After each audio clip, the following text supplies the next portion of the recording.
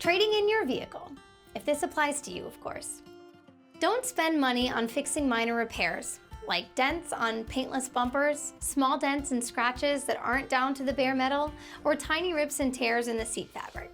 And don't spend money detailing your car before trading it in.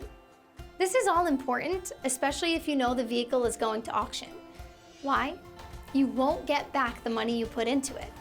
We do recommend some other repairs, like fixing whatever is behind the check engine light that's always on. It could be a failing oxygen sensor or damaged spark plugs or wires. The goal is for the vehicle to be able to pass a state inspection. What's most important about a car's trade-in value is the make, model, year, condition, and accident history.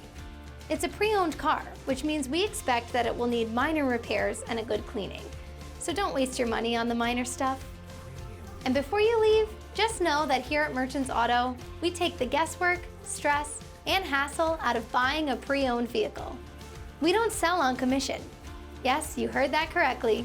And we offer the lowest upfront pricing around. If you have questions about anything I've talked about, or you're looking for more information, give us a call. We hope to see you at the dealership soon.